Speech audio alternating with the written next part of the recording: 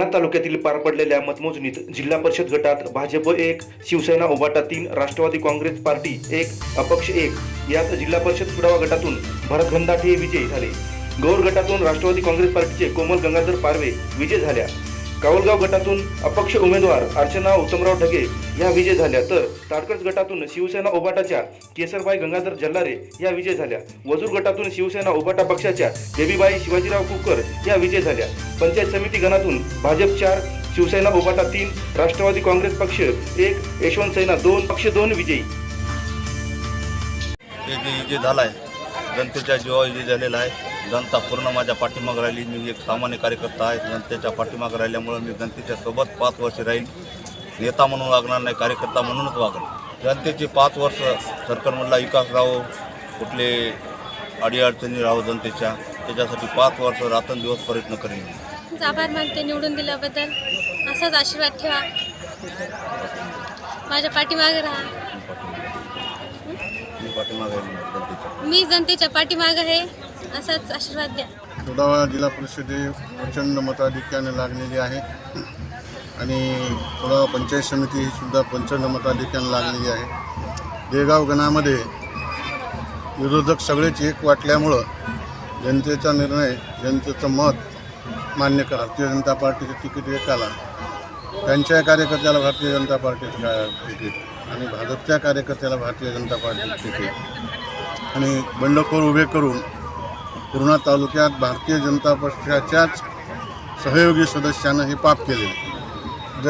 जैसे कर्म जैसी नीती वैसा निकाल।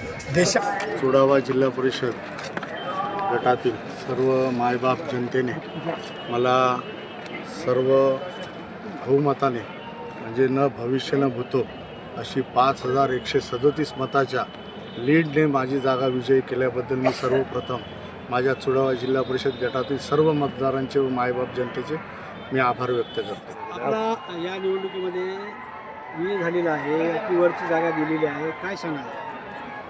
कुठं कमी पडला तुम्ही?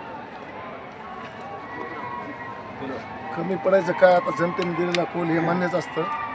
तर कुठं काही आमची काही जनतेसमोर थोडी काही नाराजी काय असं नाही तर आम्ही कमी पडू असते। जनतेने दिलेला कोल हे आम्हाला मान्यच आहे। जनता गौर जिल्हा परिषद गटातील सर्व मतदार बंधू भगिनींना आणि मायबापांना आम्ही जे पंचायत समितीला या ठिकाणी निवडून आलो, पण आमची गत अशी झाली की गड आला पण सिंह गेला। म्हणजे आमची जिल्हा परिषदची सीट अगदी थोडक्या मतानं, म्हणजे 87 मतानं पडलेली आहे। पण शेवटी काय असतं, निवडणुकीमध्ये हार जीत असते आणि जनतेने जे कौल दिला आहे तो आपल्याला मान्यच करावा लागतो। त्याप्रमाणे आम्ही या ठिकाणी हा कौल मान्य करतो, मोठ्या मनाने मान्य करतो।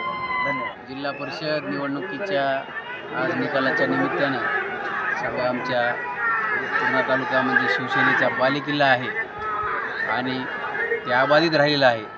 जिल्हा परिषदला 3 उमेदवार 6 पैकी विजयी झालेले आहेत। येणाऱ्या काळामध्ये खासदार साहेबांच्या नेतृत्वामध्ये राहिलेला अनुशेष भरून काढायचं काम आम्ही 3 जण प्रामाणिकपणानं करू। पाण्याचा प्रश्न असेल, आरोग्याचा प्रश्न असेल, प्रामुख्यानं शिक्षणाचा प्रश्न असेल, हे सर्व प्रश्न घेऊन आम्ही जिल्हा परिषद सभागृहात आमच्या 3 आवाज